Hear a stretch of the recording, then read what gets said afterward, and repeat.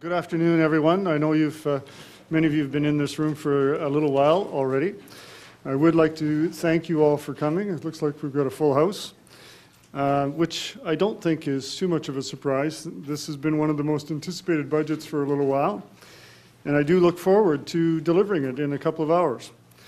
It has been a time-honored tradition, as you may know, and that the Minister of Finance is to present his or her new budget shoes at the Budget News Conference. And depending on the year and the budget, my predecessors have pulled out everything from new high heels to cowboy boots to represent the fiscal year ahead. Given some of the media coverage, no doubt some of you were expecting to see me in running shoes. Some of you might have been waiting for me to buy some new steel-toed boots, or maybe even bring my old combat boots out of the closet. I chose to go with my own shoes and to treat them to a shoe shine, which some of you saw yesterday. So these shoes are my shoes that I've had for some time. Like this year's budget, they're well crafted, they're practical, and I know that they can do the job that they need to do. And whether it's getting me a few steps down the hallway or supporting me a few miles down the road. And like this year's budget, they're the right fit for the right time and for taking the next step and most important steps forward. The theme of Budget 2013 is responsible change.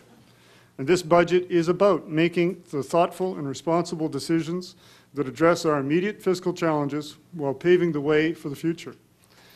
It's no overstatement to say we find ourselves in a unique point in time. At a time when we are enjoying a relatively strong economy, we're also experiencing some of the biggest fiscal challenges we've seen in a while. In 2012, Alberta led the country in economic growth and employment growth. The year ahead also looks to be strong, with economic growth forecast at 2.9%.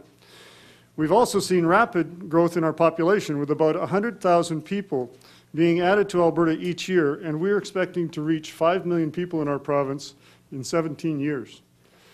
At the same time, we find ourselves facing a dramatic drop in resource revenue, thanks to what has been called the bitumen bubble. This lower price for Alberta's bitumen has created a resource revenue shortfall of more than $6 billion. Now that's a significant hit to our bottom line, and to be sure, this is not an easy budget. What is, however, is what Premier Alison Redford has described as a once-in-a-generation opportunity to make responsible change, to address our challenges today, to create an even more efficient government, and to build on our strengths to ensure a great and prosperous Alberta for future generations. Indeed, this budget is not just about this year, but about what we need to do as a province to prepare for 20 years from now. We need to spend smarter, and we need to focus on providing excellent public programs and services for Albertans while expanding and maintaining our infrastructure for the future. And Budget 2013 is a big step in this direction. I'm going to digress a little bit from my notes that I have here because I was sitting in the technical lockup this morning listening to some of the questions. And I have to divert because there was a question that was brought up. I think it was Karen that brought it up that said, you know, if you have a $100 budget and you spend $150, you got a $50 deficit. And I agree with that. And some, like Mr. Anderson, are trying to convince Albertans that a cash requirement is the same as a cash deficit. That's simply not true. And it's unfortunate that he doesn't understand the accounting principle that belies. If you have a monthly budget of $1,000 a month, and that includes your mortgage, your power, your fuel, and you spend $200 on restaurants and going out, you've got a $200 more, so you spend $1,200, you've got a $200 deficit. But if you buy a $300,000 house in that month, do you have a $300,000 deficit? No. You have a $300,000 asset, and you have a mortgage payment that now becomes part of your monthly budget. That's what we're talking about here, is the budget. And with this budget, we're going to focus on 3 priorities. That's why we separate out the operating from the capital and the savings. We're going to be building Alberta. That's why the capital plan. By investing in families, including the new roads, the schools, and the health facilities that we need. We're ensuring government lives within its means by challenging every dollar that we spend and making sure that every program continues to deliver real results for the people of Alberta. And we're working to open new markets across Canada and around the world to sell our resources, to obtain the highest price possible for the resource that Albertans own. So before I highlight what Budget 2013 includes, let me begin by telling you what it doesn't include. There are no new taxes, there is no sales tax, and there are no tax increases. Now, here's what's in Budget 2013. Guided by the new Fiscal Management Act, Budget 2013 includes an operational plan, as I said, a savings plan, and a fully funded capital plan.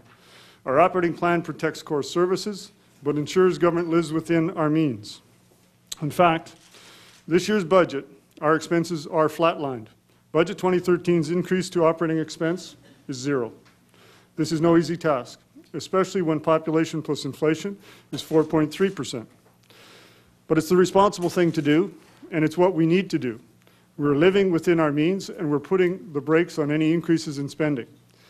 Accomplishing this meant making some tough decisions. But as we hold spending increases, we continue to protect core programs and services. Budget 2013 also includes a legislated savings plan that ensures saving both good times and challenging times. In Budget 2013, before we spend any of our revenue, we will first take money off the top to put into savings. Our savings plan will set aside a portion of non-renewable resource revenue as savings every year. Albertans told us that this is what they wanted us to do, and it's now the law. Alberta's new savings policy will replenish the savings in the contingency account, which replaces the sustainability account.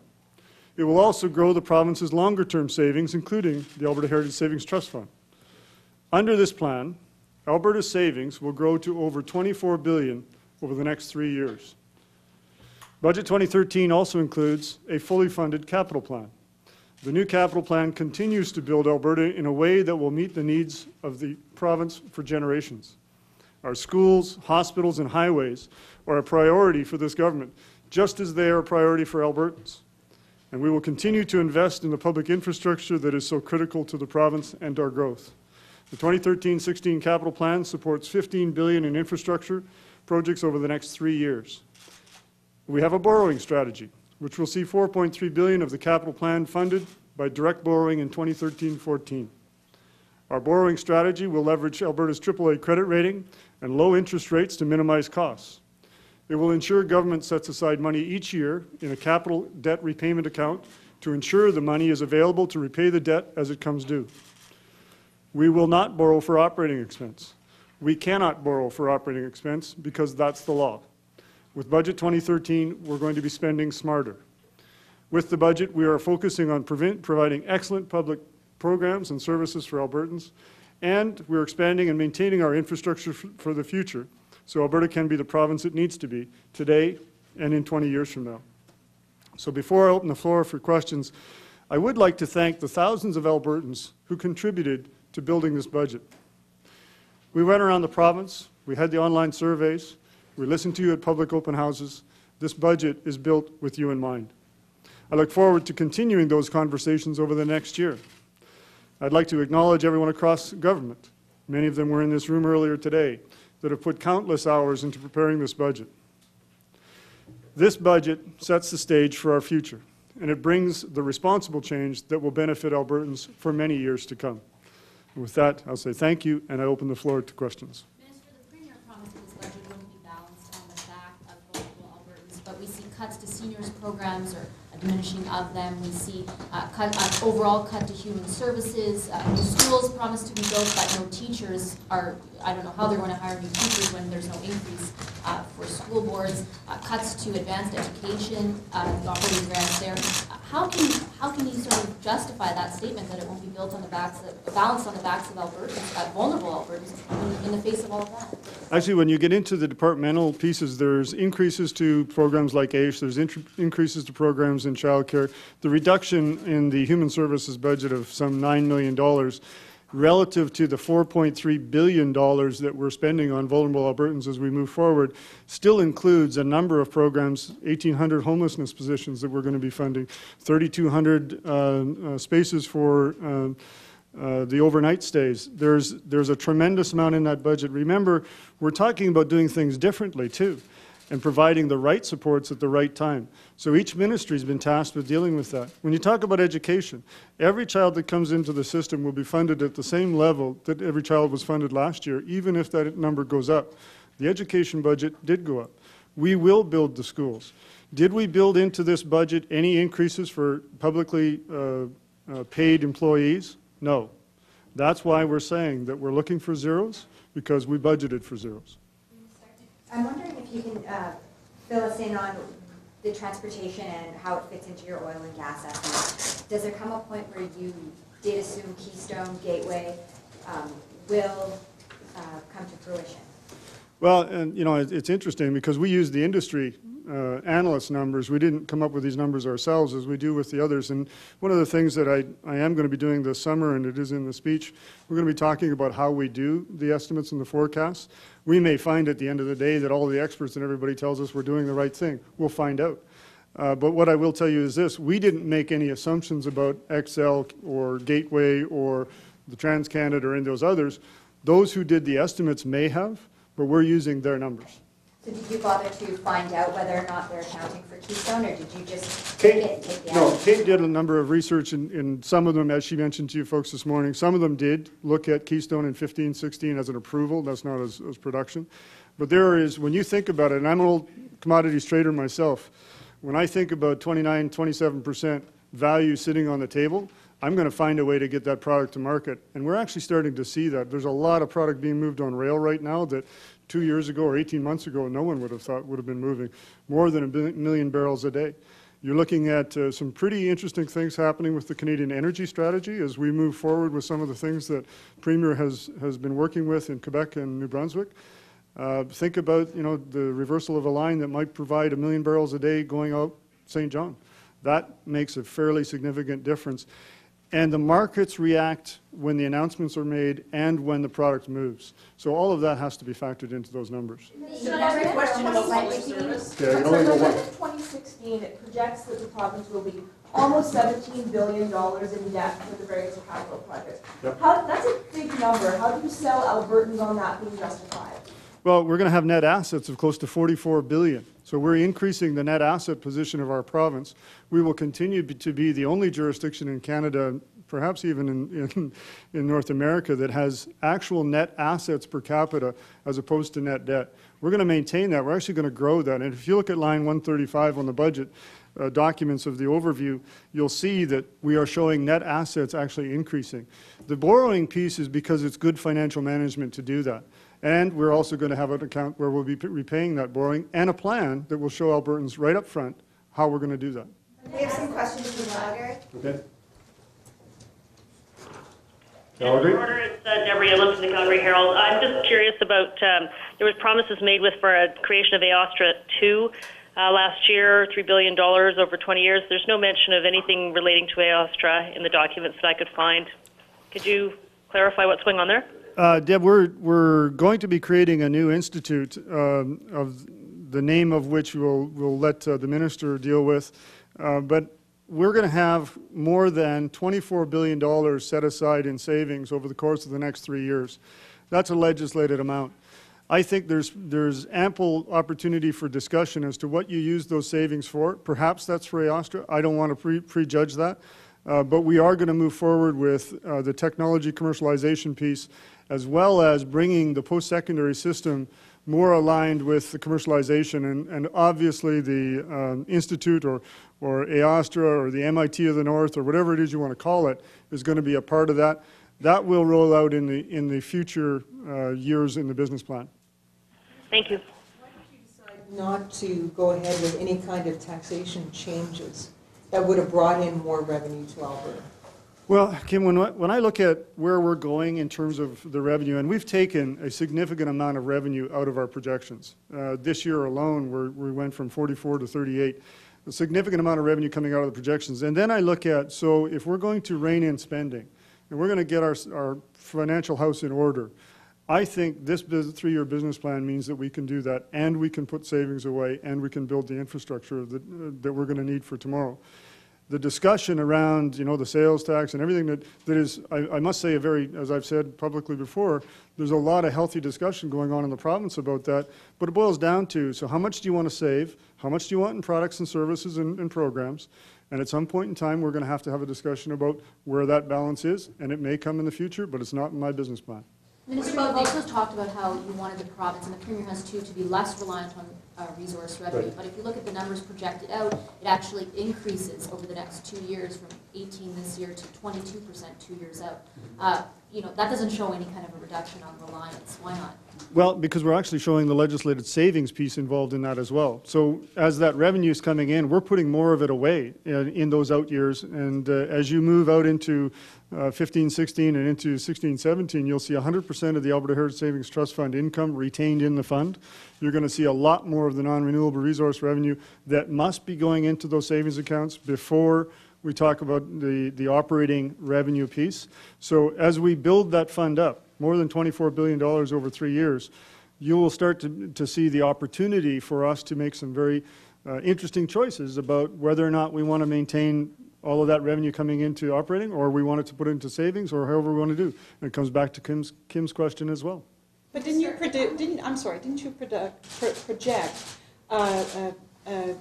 more revenues from bitumen last year that gave us a $6 billion shortfall this year? How do you get optimistic with that kind of failure? Well, this is not an optimistic projection.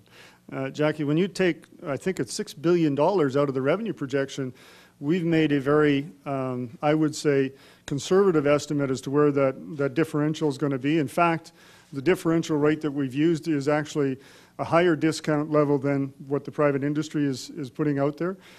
We've actually extended it longer than what a lot of the private industry is thinking about. The idea of the WCS price, we've actually kept it quite low. So we've taken a lot of the revenue piece out of this. The differential percentage that was in, say, 2012 throughout the year was something less than 17%. They used 17% because nobody projected it would be doing what it did. I think there's a graph here somewhere that shows how it spread out after that. That's the industry's projection, and that's what we're using. Minister, I'm looking at this graph right here that's showing 0% rate of growth in operating expenses. Am I correct to assume that increase in growth in expenses did not include the capital budget? No, actually, the capital budget went down as well, but that's not included here. This is strictly the operating. So what would that number be if we were to just amalgamate that with the capital budget? It would be a negative. Yes. Question from Calgary. Yes, hi, it's Amanda Stevenson with the Calgary Herald. You talked a bit about the disconnect between what happened in 2012 with government revenue streams and what was happening with the rest of the economy, which was actually quite healthy. But I'm just wondering if you're concerned. It says that in 2012 we saw a flip in what was driving the economy from business to actually households, as in consumer spending and home-related expenses and stuff like that. And I'm wondering if that concerns you and if it's something that you see as not being sustainable, if you're worried about that. Actually, there's two sides to that coin. One is that it's very positive in the sense that our economy is actually diversified in terms of its revenue growth potential. And when you talk about the GDP growth, or the growth in the economy being something in the range of 2.9%, that means that we're going to continue to create jobs in our economy. We're going to continue to create the demand for housing, and that will continue to stimulate that economic growth. We're looking at inflation somewhere around 1.8%, even though I think we're going to see a little bit of easing in that in the third, fourth quarter numbers. But I think overall, our economy is strong. I think as the investment is leveling out, that may mitigate a little bit, but our projection would show that we're going to see a very strong economy comparative to the rest of Canada. Now, go here, yep. Sorry. Just saying no increases for doctors, nurses, teachers, and everyone. Are you expecting a little resistance to that? Do you think that's bringing a red flag there? I guess, I don't know how I could have been more clear over the last 6 months or so in saying that there is no new money built into this budget for salaries. We took the lead a little while ago and froze management and opted out salaries. In fact, it's our intention to actually reduce the numbers of management positions by 10% over the next 3 years.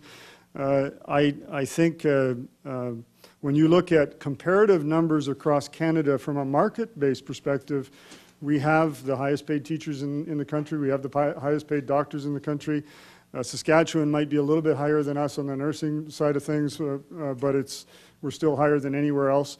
So even when we look at the comparative piece, really this is somewhat of a reset for us too. To get us back to what should be reasonable levels of increases in expenditure, we have to do this. And it's the prudent thing to do. It's what Albertans asked us to do. There will be more job cuts from the civil service itself. I'm not going to say that there won't be losses to the civil service because we are going to be making changes in how we do things. So if you lose a program, we're going to try and be as compassionate as we possibly can. But where you lose a program, you may be losing some people. So I'm just going to go to Graham over here. I appreciate that, sir. One of the numbers that we key in on in the public and the media is the deficit. Mm-hmm. And this morning it caused a great deal of confusion for reporters, as you probably understood. Yep. The number of 1.9 billion is a deficit. That number is nowhere in your budget documents. Actually, it is, Graham. Page 135, if you go to the bottom, net assets for fiscal policy purposes, the difference between what the change in those net assets is somewhat akin to the way we used to calculate the deficit when we included capital in the calculation. Some are looking for the big number, this 6.3, which some have coined as the deficit. What it really is the capital requirement. I mean, if I put money into the savings account, is that part of a deficit? No, it's part of a capital requirement. And it's irresponsible to tell people that that's what they're doing. I mean, the number's not actually anywhere in the document. It's actually 1.97. You got to do a bit of math, which is fine. We're all journalists, of course. Graham, you know that there was an accountant in the room here this morning that I noticed when they were trying to explain what we were doing with the operating and the capital, and she kept saying, I get it, I'm an accountant, I understand what you're doing. And everybody else is going, we don't understand what they're doing. So I get it, you got to be an accountant to do that. You're saying that you're trying to hide these numbers from the public. No, they're not absolutely actually not. out there, they're not obvious. I can see why you've changed the system in some ways, but it's hard to compare this budget to previous budgets. To get an idea of what you're doing. No, here's the comparator. Our spending went from an average of 10 years, 7.3% increase year over year. It's going to 0. You want a comparator? That's a good comparator. I'll come to the deficit piece too. We have an operating deficit this year. It's been very rare for Alberta to have an operating deficit. That's a big deal for me. I don't want to see operating deficits in the future, and that's why I want to highlight operating expenditures, because that's what we do in business, that's what you do in your home. I don't want to include capital in there because we have a capital plan where we've moved all of the capital to. If you want to do it the old way, it's 1.97. It's the calculation right here. But if you want to actually understand whether we're living within our means and the contingency account balance, then you have to just show operating expense. And I think it's time Albertans got the full picture of how we operate government. But last year when you were promising that this exact time to balance the budget, you didn't say, I will balance the operating side of the budget, Albertans. You said I will balance the budget in the context of how we all understood that budget, that the balance, the budget deficit or surplus to be at that time. Is this a broken promise? No, and in fact, what I said was I'm going to have an operating plan, a savings plan, and a capital plan. And I've been pretty consistent all the way across the board on that because that's what makes more sense to business, to the Chamber of Commerce, to me as a business person. And the Albertans want to know what we're spending on salaries. They want to know how we separate that out as a function of our healthcare expenditures. Are we going to get to a balanced position on our operating? In fact, we're going to get to a surplus position on our operating. If you want to do a cash balance of the whole shooting match, which nobody does, it's a cash requirement balance, that comes in about 15-16. But the reality is where we're going is so that we can do the kinds of changes that we need to make in our expenditures, and I want to show that to Albertans what we're doing. Minister, how can you sell this to Albertans when they see it in black and white? They want to know if we're in a surplus or a deficit. Do you think people We're are in a deficit. Do you think people are going to actually buy the explanation though from the government? Well, if you compare it to your home and how you operate your budget, then they would understand it. The accountants in the room understand it. The people that we've talked to in terms of the business community understand it. What we're saying is we want to show you what we're spending on our expenditures, and we're in a deficit. I'm not hiding the fact we're in a deficit. We're in a deficit. We are having a tough time here. We could have cut another $1 billion out. That would have been great for numbers, but it's not the responsible thing to do. We could have done cuts to capital, but we're going to have 5 million people in this province within 17 years. Where are their kids going to go to school? Where are they going to have the hospitals to go to? How are they going to get to work if the road isn't there? We have to be able to build for the future, and that's what this is about. So that's how I'm going to explain it to Albertans. How much There's is a the question over cash, here. how much is the cash requirement deficit? It's not a deficit. If you take, the cash requirement is around 6.3, I believe it is. But in that cash requirement, let's put it to you this way, is the money that we left in treasury branches. Is the money we're putting in savings. It's the money that was put out for student loans. Should that be a deficit? No accounting jurisdiction uses it as a deficit. No other jurisdiction uses it as a deficit. So it's irresponsible to call that the operating or total deficit, which we've never done, by the way. So taking out those things, then what is the cash requirement? Taking out the, Well, I didn't do the math, Jackie, but again, I guess I'm trying to go, there's no point going there. No one uses it as an accounting measure. The accounting measure you want is the one on 135, which tells us what's happening with our net financial assets, which every Albertan should be aware of. We're going to be $44 billion net financial assets within the next 3 years, and that is an increase. From Calgary. Yeah, Jeff Jones from Reuters News. Just one quick question then regarding what you've said about under the old way, 1.97 billion being the deficit. If one was to compare that apples to apples then to the 2012-2013 year, what would be the best?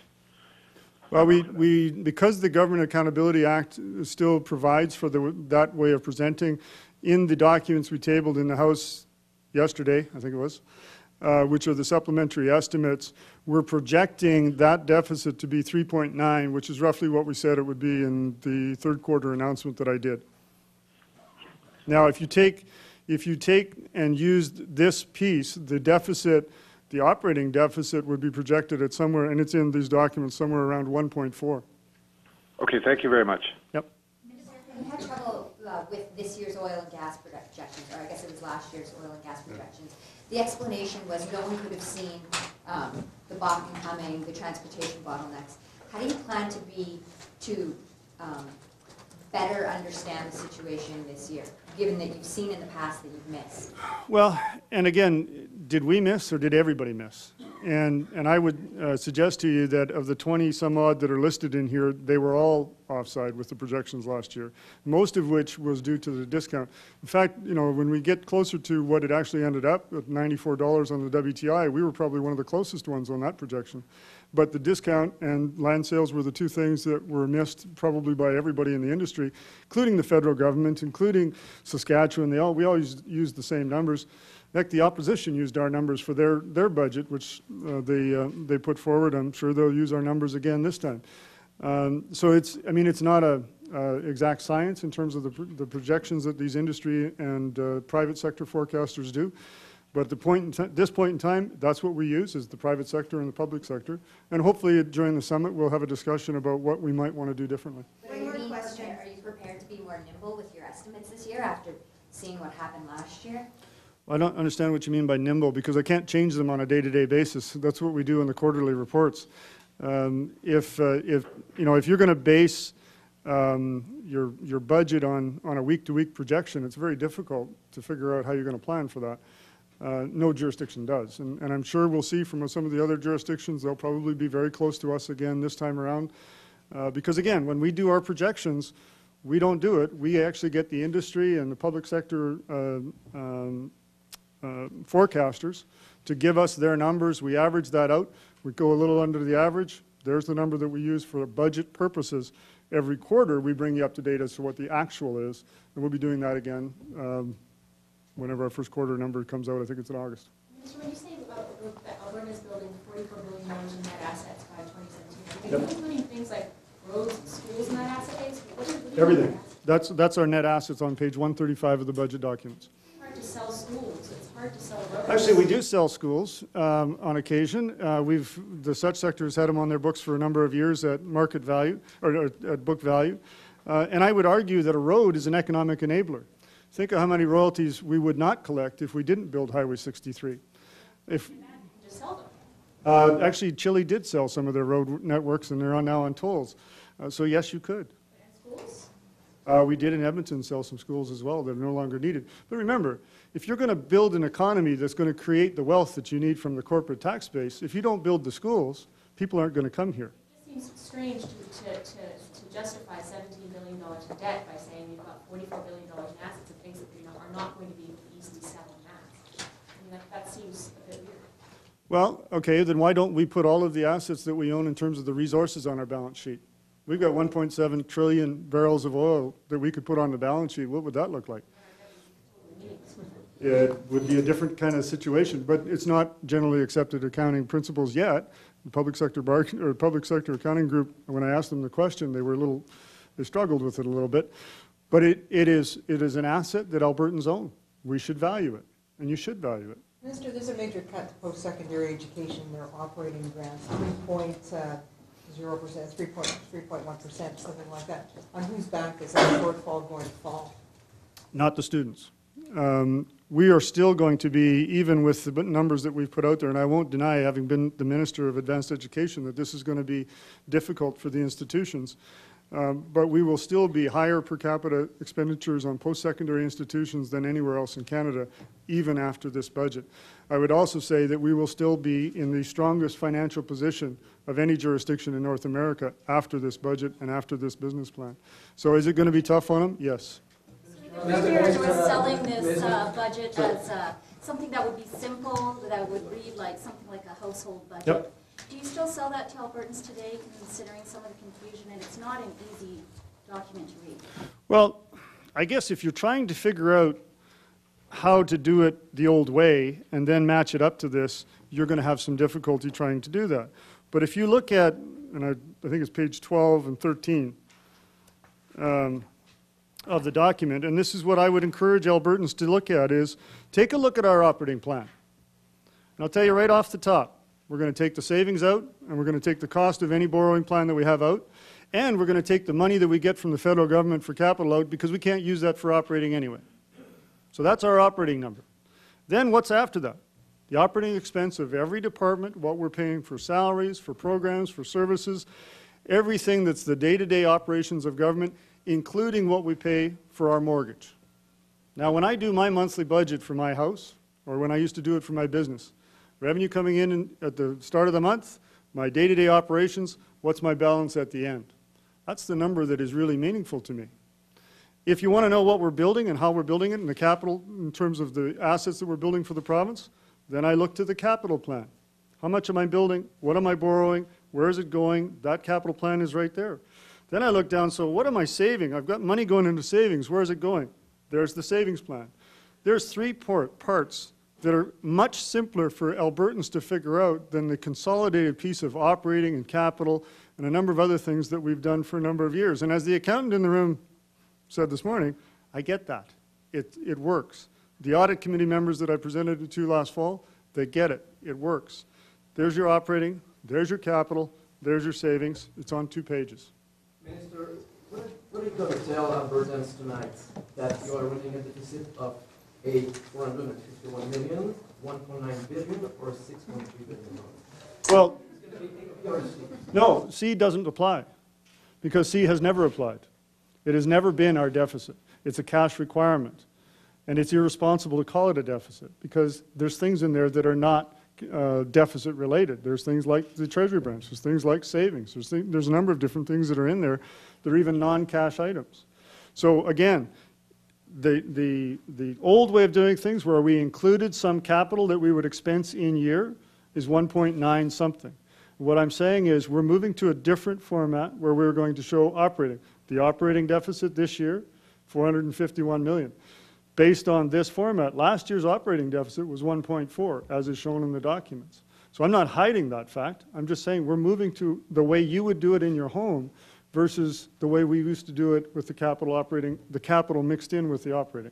One last question, and we have to go. The operating deficit this year is 451 million. What did you decide not to balance the program spending? What did you decide not to balance it? You said you were going to balance program spending. The Premier said, the program spending would be balanced. That was your rhetoric, and then suddenly the budget comes out and you're 500 million in debt. You know, when you talk about going through and doing the balancing operation, when you say, I'm going to take money out, we decided that we were not going to do it the hack and slash way across the board to get to a number. You'll recall, Paul, I've talked a lot about, I'm not going to balance and budget just to get to a number. I'm going to budget based on responsible decisions that we have to do in various departments that make sense for us to do, that are the right thing to do. And when we did all of that, and we were still short, we thought, Albertans don't want us to hack and slash, and they don't want us to create something that's going to cost them more money in the future, so we're going to go with what we got. So we took $2 billion out of what the forecasted expenditures were going to be. That's a lot, and there's going to be a lot of pain. Do you think that you'll suffer politically because you're carrying a deficit when you said you wouldn't? I'm not in this for my political gain. I'm in this to do the right thing. Why did you say it in the first place? Because at the time, there was a different outlook. What are you going to say to Albertans who don't like this budget? Because a lot of Albertans don't like deficits, and don't like when teachers and doctors don't get raises and suffer. So what are you going to say to those Albertans? As the finance minister, my fiduciary duty is to the books and to the future generations and to how we're going to make this work. I know there are decisions in this budget that people are not going to like. What we're trying to do is make sure that we're doing the responsible thing, and I won't apologize for that. Okay? Thanks, guys.